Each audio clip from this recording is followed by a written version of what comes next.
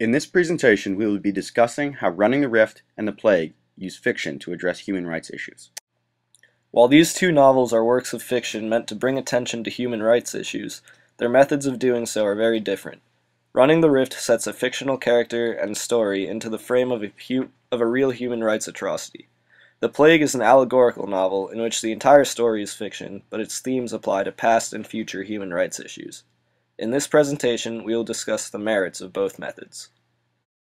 When Naomi Benaron, writer of Running the Rift, visited Rwanda, a Central African nation of 12 million people, she saw the continuing devastation caused by the genocide in the early 1990s. When she saw this, she thought of how her family had been affected by the similarly terrible genocide of the Jewish people in World War II, and felt compelled to write about Rwanda to bring attention to the subject. She chose a fictional novel set in the Rwandan genocide to do this. These quotes show how relatable Jean Patrick is to Benaron's young adult readers.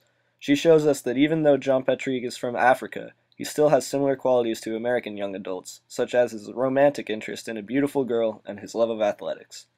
Through doing this, Benaron makes it possible for us to imagine ourselves in Jean Patrick's shoes as the novel takes its dark turn. After we are introduced to Jean Patrick as a character and get a chance to bond with him, the story sends JP and the reader through the harrowing experience of the Rwandan genocide. She uses intense imagery like we see in these quotes to make the reader realize just how brutal the mass killing of 100,000 people was. Benaron's method of telling us about this tragedy is very effective. She has given a face and a name to the hundreds of thousands of people affected by this genocide halfway across the world. Instead of the simple shock value of nonfiction documentaries, this book allows us to make a real connection and sympathize with the victims. However, while the book does an excellent job of drawing attention to the Rwandan genocide, its tight scope limits the degree to which we can generalize its lessons to other abuses. Albert Camus was a French Algerian who lived during World War II and the French rule of Algeria. During the war, he couldn't fight because he had tuberculosis, so he volunteered and wrote for the resistance. After the war, he wanted to make sure that we wouldn't forget about the atrocities of World War II and the Holocaust, so in 1947 he wrote The Plague as a cautionary tale. He chose to write a completely fictional, allegorical novel to accomplish this. These quotes show parts of the book where Camus develops the story's characters.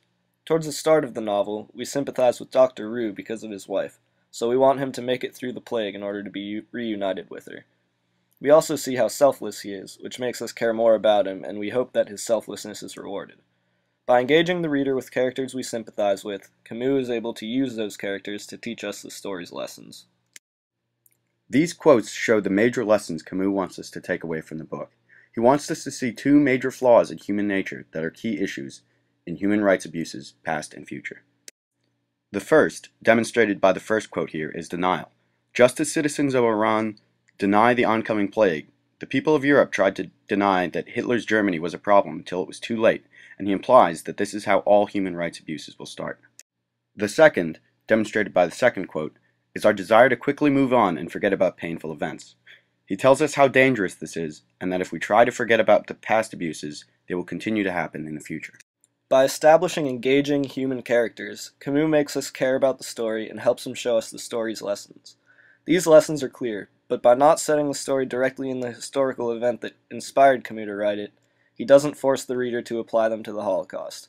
The advantage of this is by untethering the story from a single event, he is able to speak more generally about human nature as it applies to human rights abuses. Readers of the book are free to apply these lessons to other human rights issues in the past, and more importantly, those which may happen in the future, allowing us to stop them. Running the Rift and The Plague show some similarities in that the author is using fiction to address human rights, but their strategies of doing so differ greatly. They both show that engaging characters are key in making a story that readers can learn from. Where they differ is their choice of setting for the novel. Running the Rift uses the real historical event that Naomi Benaron means to address, and by doing so she does a very effective job of bringing attention to the horrible tragedy of the Rwandan genocide. But by focusing on this one event, she makes it hard for us to apply what we learn from the novel to other human rights issues. In The Plague, Camus uses a fictional setting. While this makes it harder for him to address the Holocaust, it allows him to make broader, more applicable observations on how humans react in the face of human rights abuses and what we must do to fix that. We are then able to take this knowledge and apply it to abuses past, present, and future.